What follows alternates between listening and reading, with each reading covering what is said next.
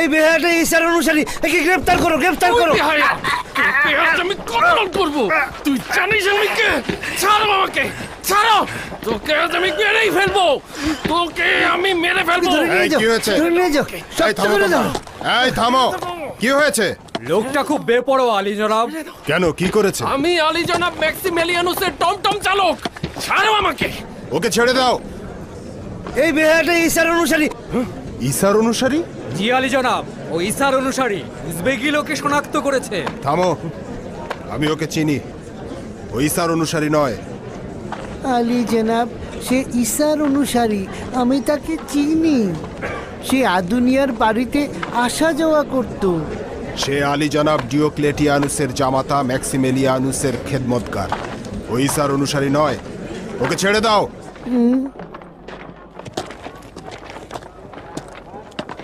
চলো চলো তাড়াতাড়ি। আমি কিছু করিনি, একদম কথা বলবে না। আমি কিছু চলো। করিনি, কোথায় নিয়ে আমি ঈসার অনুসারী না। কোনো কথা চলবে না। ছেড়ে দিন। কালুস অসন্তুষ্ট হও না। এ সব কিছু আদুনিয়াকে ধরার জন্য হচ্ছে। ওকে না ধরা পর্যন্ত ওরা থামবে না। তুমি তাড়াতাড়ি এখান থেকে চলে যাও। জি জনাব।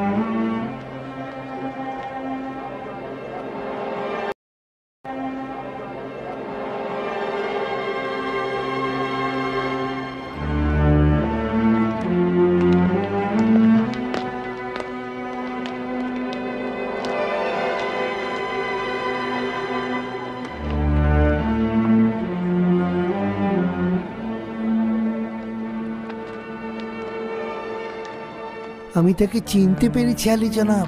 সেই আদুনিয়াকে পালিয়ে যেতে সাহায্য করেছে। নিশ্চিত? জি আলী জনাব, সেই আদুনিয়াকে পালিয়ে যেতে সাহায্য করেছে। তাকে অনুসরণ করো, যাও। জি আলী জনাব। খুবই চতুর লোক। জুলিয়াসের অবশ্যই জানা উচিত তার গোস্তাকের উপযুক্ত জবাব দেয়া হবে। আম্মা জান, আম্মা জান। কেন মন খারাপ করছো লক্ষ্মী পুত্র আমার? আমি খুব দ্রুতই ফিরে আসব।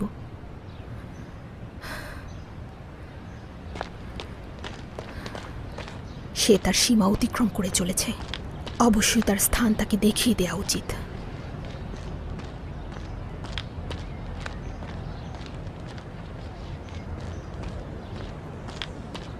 গালুস চলো। প্রিয় বানু, জনাব ম্যাক্সিমেলিয়ানুস না আসা পর্যন্ত অপেক্ষা করা যায় না? না, এই বিষয়টি আমি নিজেই পিতার সঙ্গে কথা বলে সমাধান করব। জুলিয়াসের এত বড় স্পর্ধা, সে আমার বাড়িতে গুপ্তচর বৃত্তি করে। রওনা হও।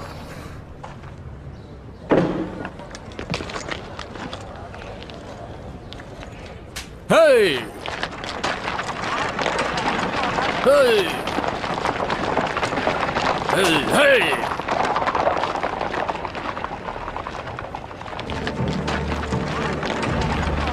গালুস, টমটমটা চেনা চেনা মনে হচ্ছে। আচ্ছা, এই টমটম দিয়ে আদুনিয়াকে পালিয়ে যেতে সাহায্য করেছে।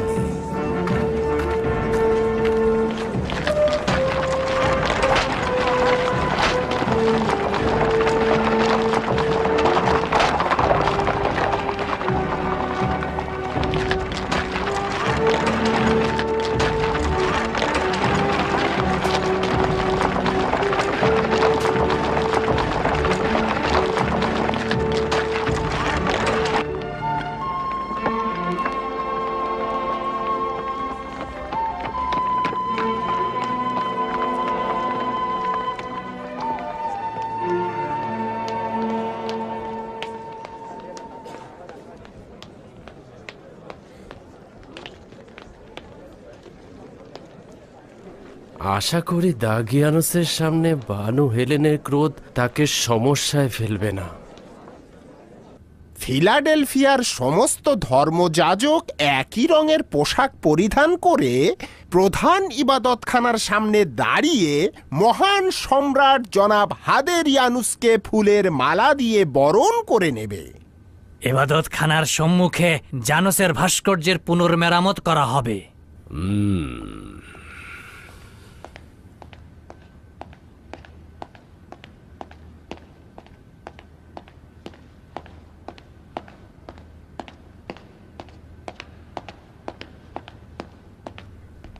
পিতা,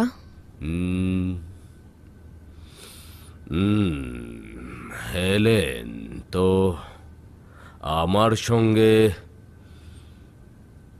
কি কাজ রয়েছে? আপনার সঙ্গে একান্তে কথা বলতে চাইছি।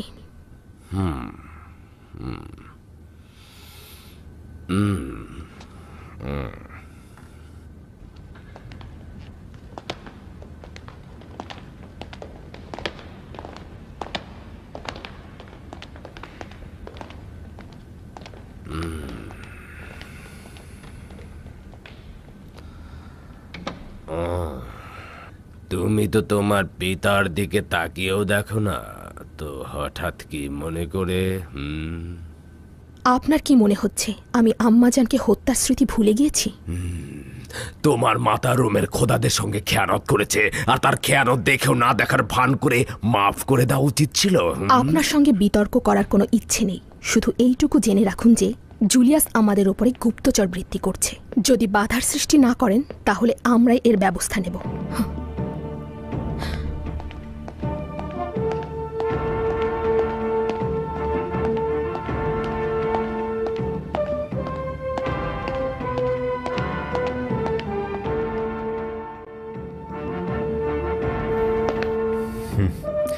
বানু হেলেন মনে হলো অসন্তুষ্ট। বলল তার বাড়ির সামনে এক ব্যক্তি এক কুকুর বেঁধে রেখেছে আর সে বড্ড জ্বালাতন করছে। তাদেরকে জ্বালানোর কোনো ইচ্ছা নেই। সম্রাটের আসার দিন ঘনিয়ে আসছে। এখন কিন্তু সবার ওপরেই নজর রাখা উচিত। অতএব অসহায় হয়ে আমি আমার অজিফ আমল করছি। তাই বিশ্বাস করব? আমি জানতাম তোমার লোভাতুর চোখ সবসময় হেলেনের দিকেই ছিল, কিন্তু আমি ম্যাক্সিমিলিয়ানুসের সঙ্গে তার বিয়ে দিয়েছি। সেই কারণে কি তুমি সবসময় তাকে নাজেহাল করতে? আমি বেশ কিছু খবর জানি যা শুনলে জনাব ডিওক্লেটিয়ানুসের মাথা ব্যথার কারণ হবে। মাথা ব্যথা কিন্তু অনেক কারণে হতে পারে জনাব জুলিয়াস।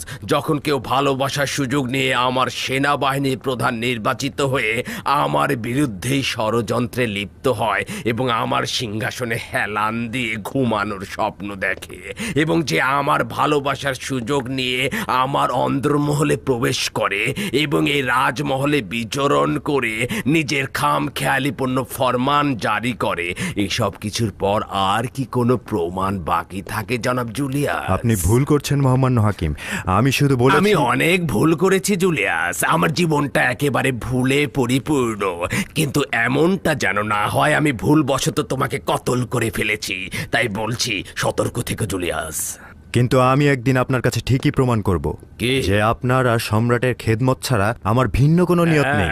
শুধু এটা প্রমাণ করার চেষ্টা করো যে তুমি লোভ লালসার পথে পা বাড়াচ্ছ না।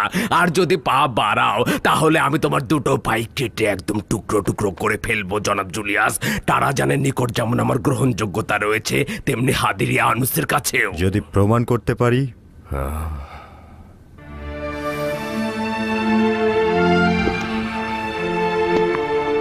যা বলছো তা যদি সত্যি হয়,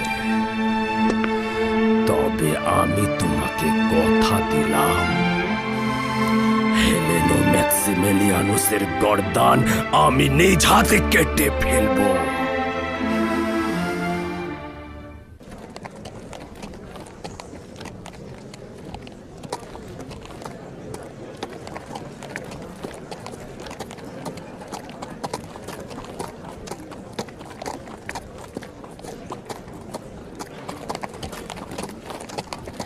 দেখো দেখো কত বড় সিংহ!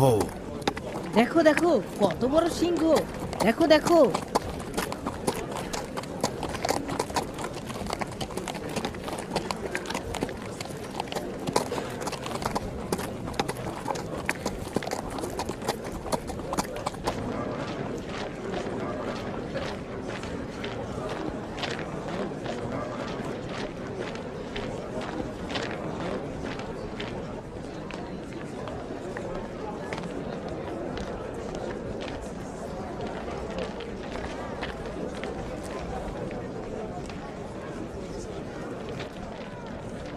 এটি শহরে প্রবেশের ইবাদতখানা।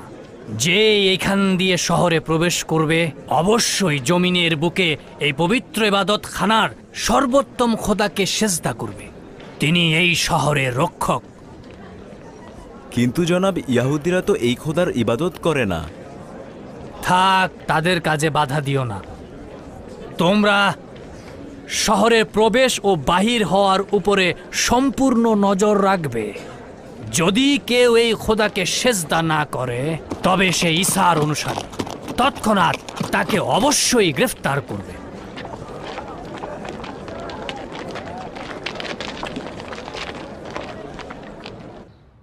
ডিওক্লেটিয়ানুসের পাপকর্ম কিছুটা কম ছিল, কিন্তু এই দিনগুলোতে অধিক বৃদ্ধি পেয়েছে। আমাদের কিছু একটা করা উচিত।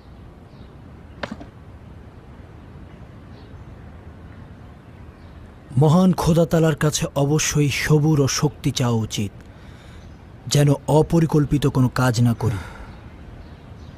আমার দিনে ভাইদের টুকরো টুকরো করছে, দলে দলে ধরে তাদের মৃত্যুর মুখে ঠেলে দিচ্ছে, আর ওই সময় তুমি কিনা ধৈর্য ধরার কথা বলছো।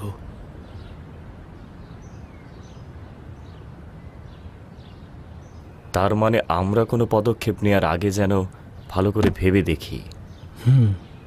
খুবই ভালো কথা।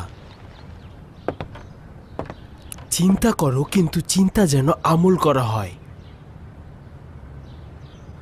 আমরা এটা চিন্তা করতে পারি সম্রাটের প্রবেশের সময় শহরকে কিভাবে নিরাপত্তাহীন করব।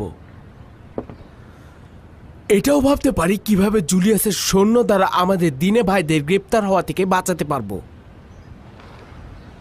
কিংবা কিভাবে আমাদের দিনে ভাইদের রক্তের বদলা নিতে পারবো।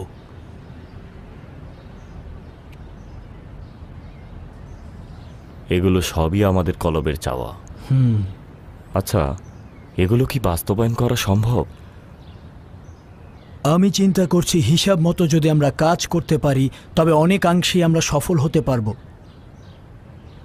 যেমন শেরিকি মূর্তিগুলো ভেঙে ফেলা, কুফরি ইবাদতখানায় আগুন দেয়া, এগুলো করে শহরে বিশৃঙ্খলা সৃষ্টি করতে পারবো। আমরা আমাদের দিনে ভাইদের খুনের বদলা নিতে পারবো। যদি আমরা ডিওক্লেটিয়ানুস ও সম্রাটকে হত্যা করি তাহলেই আমাদের দিনে ভাইদের রক্তের বদলা নেওয়া হবে। শহরে গোলযোগ সৃষ্টি করা যেতে পারে, কিন্তু এই দুইজনকে কতল করা সহজসাধ্য নয়। আমার মতে এটা তেমন মুশকিল কাজ নয়। আমরা দরবারের উপদেষ্টা হিসেবে ডিওক্লেটিয়ানুস ও সম্রাটের খুব কাছাকাছি যেতে পারবো এবং সুযোগ মতো তাদেরকে হত্যা করে আমাদের কাজ আমরা হাসিল করে নিতে পারবো। হ্যাঁ, এটা সম্ভব, কিন্তু শর্ত হচ্ছে নিজের জানকে উৎসর্গ করে দিতে হবে। এটা তেমন কোনো মুশকিলের কাজ নয়। না, তবে অবশ্যই দেখতে হবে জান উৎসর্গ দ্বারা আমাদের উদ্দেশ্য হাসিল হবে কিনা। আমার পূর্ণ বিশ্বাস এটা সম্ভব। এই বিষয়ে সিদ্ধান্ত নিতে হলে আরও কিছু সলা পরামর্শ করা দরকার। কিন্তু আপাতত মূর্তি ভাঙচুর ও ইবাদতখানায় আগুন দেয়া যেতে পারে। আমিও একমত। তোমরা সবসময় এইরকম অজুহাত দেখিয়ে থাকো, আমার আর কিছু বলারই থাকে না। এত তাড়াহুড়া করো না মার্টিনোস। প্রথমে অবশ্যই জুলিয়াসের পদক্ষেপে বাধা দেব, তারপর অন্য কিছু চিন্তা করব। চলো যাই।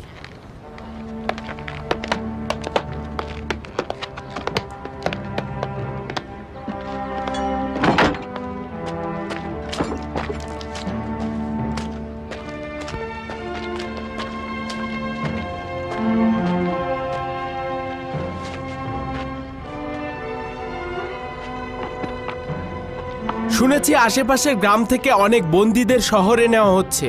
তাদের উপরে হামলা করলে মন্দ হয় না।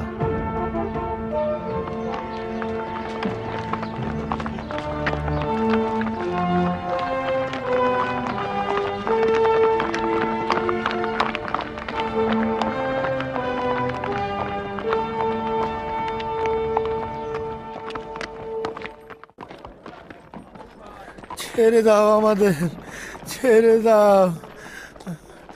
আমাদের কোথায় নিয়ে যাচ্ছ? আমাদের ছেড়ে দাও, রহম করো, ছেড়ে দাও আমাদের, ছেড়ে দাও। সামনে চলো, চলো তাড়াতাড়ি, একদমই থামবে না। সামনে চলো, দ্রুত চলো। কি হলো, চলছো না জানো?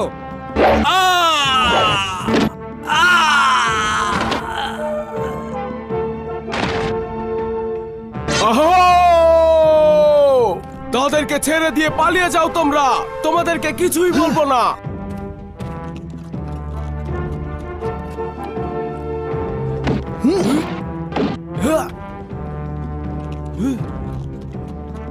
তোমরা চলে যাও, তোমরা এখন আজাদ। তোমরা চলে যাও, চলে যাও, চলে যাও, যাও, পালিয়ে যাও তোমরা, সবাই পালিয়ে যাও, পালিয়ে যাও তোমরা, যাও।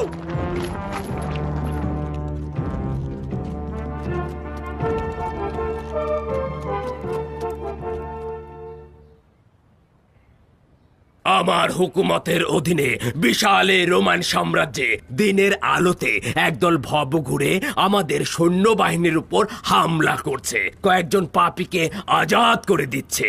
এই শহরের কেউ তাদের গতিরোধ করতে পারছে না। তাহলে তোমরা নিশ্চয়ই বসে বসে আঙুল চুষছো।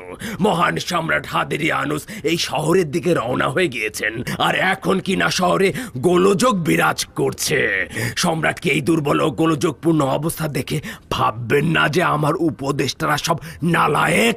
তিনি কি ভাববেন না যে রোমের পঞ্চম সিপাহসালার ডিওক্লেটিয়ানুস এতটা দুর্বল হয়ে গিয়েছে যে এক মুষ্টি খেয়ানতকারী আমার খুন ঝরাচ্ছে, আমার সিপাহীদের উপর হামলা করছে, বন্দীদের আজাদ করে দিচ্ছে, আর প্রধান সেনাপতি নাকে তেল দিয়ে ঘুমাচ্ছে? এইটা তেমন কিছু নয় আলী জনাব। কিছু নয় জুলিয়াস। কিছু ডাকাত সিপাহীদের উপরে হামলা করেছে, তাদের অতি সত্বর গ্রেপ্তার করা হবে। জুলিয়াস